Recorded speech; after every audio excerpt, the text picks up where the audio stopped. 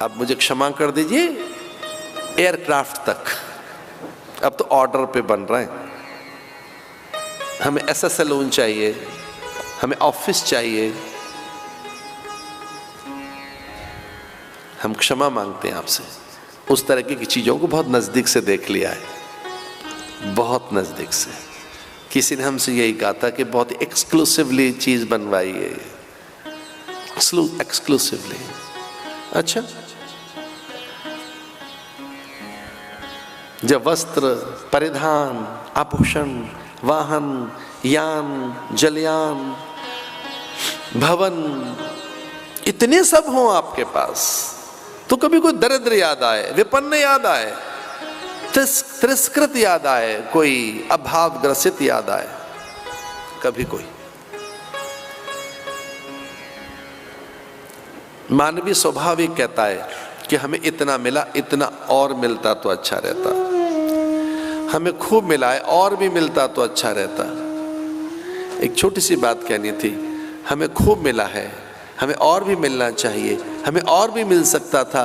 एक तो विचार ये है, बड़ा स्ट्रांग थॉट है ये, इसी में तो जीते हैं हम सब। इतना तो मिल गया, और भी मिलना चाहिए, बहुत स्ट्रांग थॉट है। इतना तो है, और भी होना चाहिए। हमारे दुख का एक और कारण है, जो प्राप्त है उसमें संतुष्ट नहीं है, उसे पर्याप्त नहीं मानते, उसमें आनंदित नहीं है, उसको एंजॉय नहीं कर रहे हैं। जो अप्राप्त है उसे बड़ा माने बैठे हैं। जो नहीं मिला है, जब मिलेगा तब आनंद लेंगे। जो प्राप्त है वो प्राप्त समय, सुविधा, साधन, वस्तु, जो प्राप्त है, जो प्राप्त अभी समय है, इसका लाभ कब लेंगे? जो प्राप्त साधन है, जो प्राप्त वस्तुएं हैं, जो प्राप्त है, उसमें हम असंतुष्ट रहते हैं। वो पर्याप्त नहीं है, वो बहुत थोड़ा सा है, वो बहुत कम है, और होना चाहिए। फिलॉसफी ये कहती है कि मुझे इतना मिला, इतना और मिल सकता था, इतना और मिलना चाहिए, इतना क्यों नहीं मिला?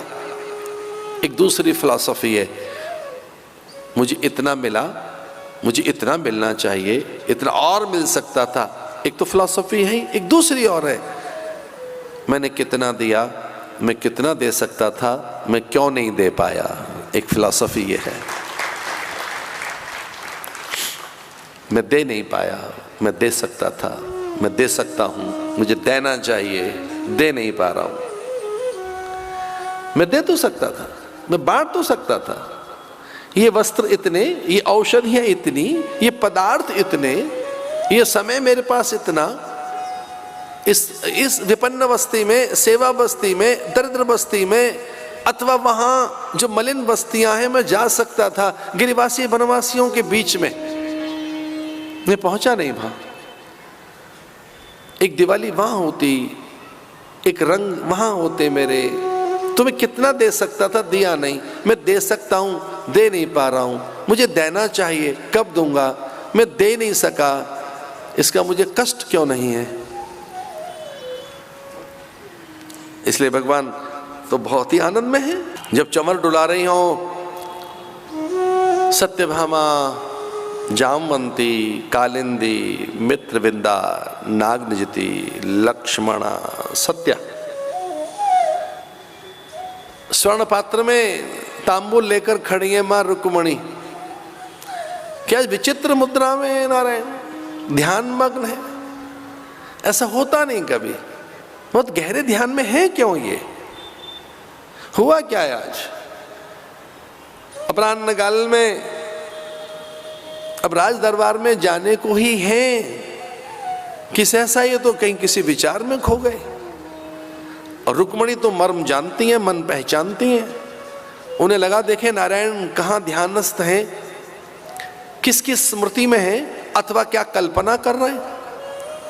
रुक्मणी ने कहा मैं नारायण की दोनों चीजों से परिचित हूं, ये क्या क्या कल्पना कर सकते हैं मैं जानती हूं। नारायण की सकल कल्पनाओं की साक्षी मैं हूं। इनकी कल्पनाएं इनसे छुपाई नहीं जा सकती। परमात्मा की क्या कल्पना हो सकती है मैं जानती हूं। ये किस स्मृति में डूबा है मैं पहचानती हूं। लेकिन आज मैं भी असमर्थ हूँ। इसकी कल्पनाओं में बसा कौन है, अथवा किसकी यादें इसके पास हैं, किसकी स्मृति में है, मैं पहचान नहीं पा रही। पता नहीं ये कौन सी आज एक रहस्यात्मक इनकी मुद्रा है। और तब सहसा उन्हें ऐसे नारायण नारायण कहकर और तांबूल पात्र आगे सरकाते उन्होंने कहा, हे देव कुछ और सेवा करें क्या?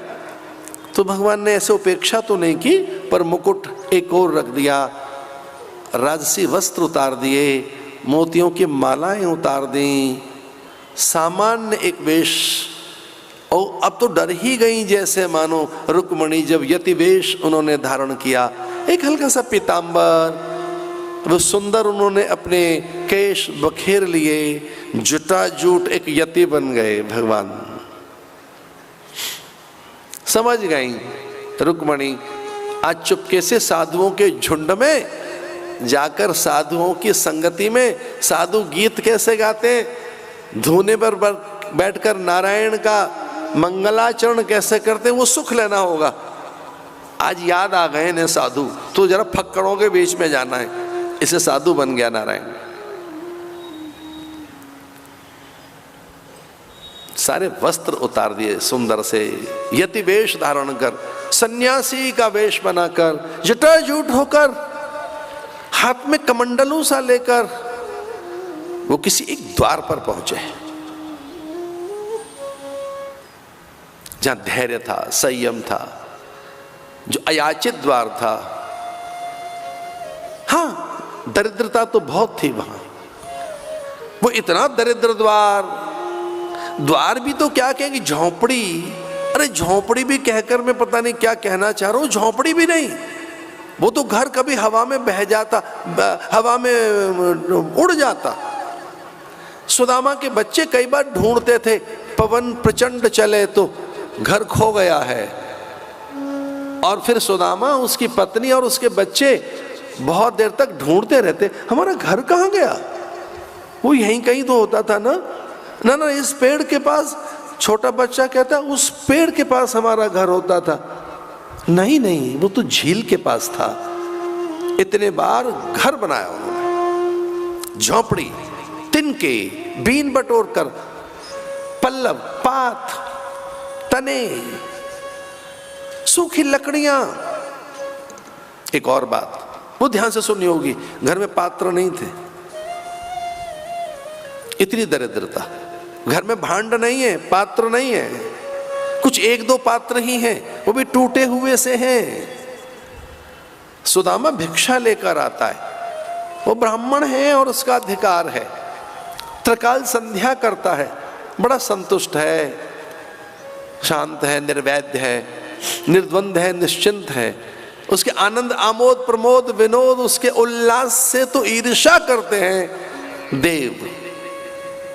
ब्रह्मा को बड़ी ईर्ष्या होती है उससे, इतना संतुष्ट आत्माराम। तो अयाचित है, याचना कभी नहीं करता, संतुष्ट है। संतुष्टो येन केनचित्। और मुझे ब्राह्मण लोग क्षमा कर दें, ब्राह्मण को शास्त्र परिभाषित करते हुए कहता है असंतुष्टा द्विजा नष्टा। असंतोष अथवा असंतुष्टि द्विज का नाश कर देती है, उसके द्विजत्व का, उसके ब्राह्मणत्व का, उसकी पूज्यता, प्रखरता का, उसके ज्ञान और उसके आंतरिक सौंदर्य वैभव, उसके अंतः वैभव, उसकी वाग्मिता अथवा उसके वाक सौंदर्य अथवा उसके वैराग्य को वो खंडित कर देती है। क्या? चाह और कामना अथवा वासना और किसी प्रकार की याचना। इसे साधु को अयाचित होना चाहिए। प्राण रक्षण के लिए अन्न वस्त्र औषधि कभी ऐसे योग यज्ञ याग की सिद्धि, लोक कल्याण के लिए कभी कामना हो, रोज नहीं। ये रोज बैगिंग ठीक नहीं है, अंदर से आदमी बहुत कमजोर हो जाता है।